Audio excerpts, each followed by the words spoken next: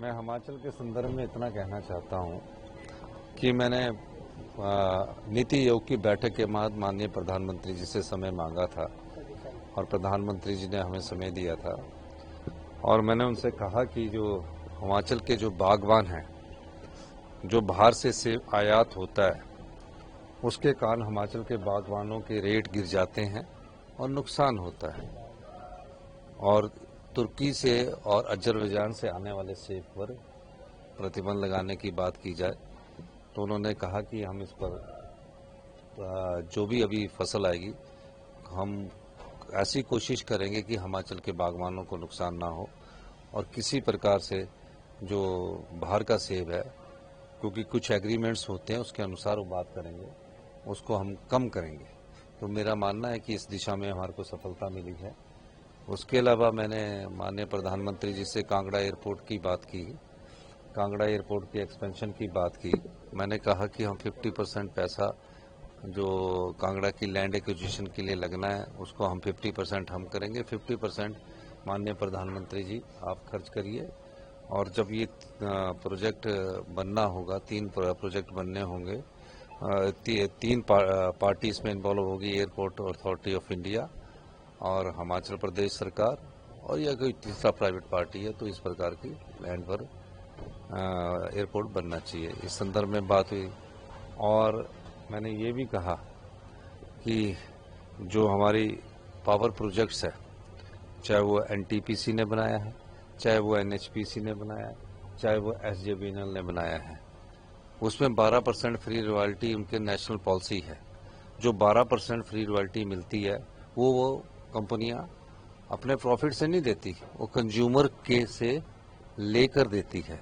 हमने कहा जिन पावर प्रोजेक्टों का जो पावर प्रोजेक्ट है, जिन पावर प्रोजेक्ट्स का ये कर्ज फ्री हो जाता है, कर्ज मुक्त हो जाते हैं, उसके बाद प्रदेश की रॉयल्टी बढ़नी चाहिए। कम से कम 50% उस रॉयल्टी पर प्रदेश की को मिलना चाहिए, ताकि जो पानी है, जो पानी हिमाचल की संपदा है, वेल्थ है, जो भी प्रोजेक्ट फ्री हो जाए उससे रॉयल्टी का शेयर हमें बढ़ना चाहिए और एक सीमा उस प्रोजेक्ट की होनी चाहिए जो हमें वापस मिलनी चाहिए।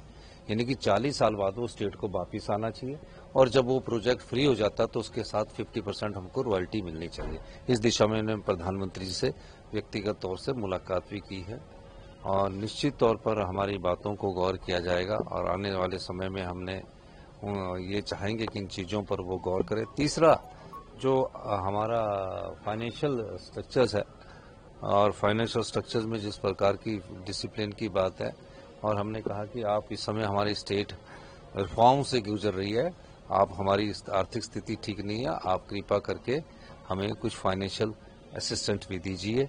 और निश्चित तौर पर हमने ये बातें उनके सामने रखी है। नीति आयोग में भी मैंने यही कहा था और उसमें आरडीजी कम हुई है और हमें जो प्लानिंग कमीशन के पास हमने ये कहा कि जो हमारी फॉरेस्ट लैंड है वो 68% है और जो फॉरेस्ट कवर है 28% है।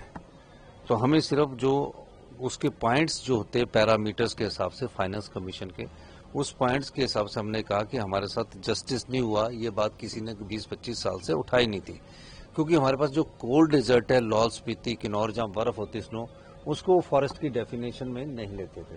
तो उस बात को भी मैंने नीति आयोग की बैठक में उठाया था। हिमाचल उठाए हुए हैं, लेकिन एसपी वर्सेस डीजीपी की लड़ाई बार बार सामने आती है। इस मामले में विमल नेगी की हत्याकांड में भी वही चीज सामने आ रही है।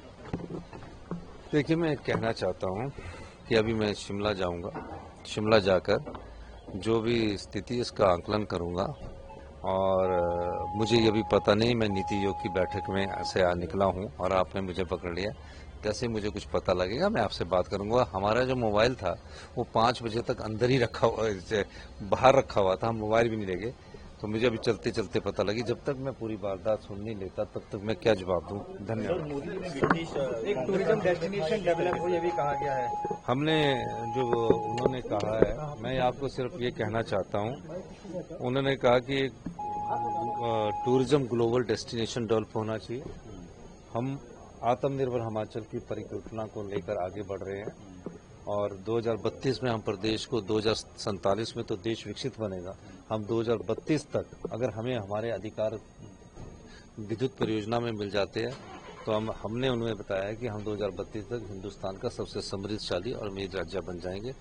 अब लड़ाई जो हमारी संपदा का शोषण हुआ है, उस शोषण के बाद अगर वो लाभ कमा रहे हैं और लाभ के बाद भी हिमाचल की जनता को अधिकार नहीं दे रहे हैं, तो उस संदर्भ में भी हमने उनसे बात की और मैंने नीति आयोग में बात उठाई।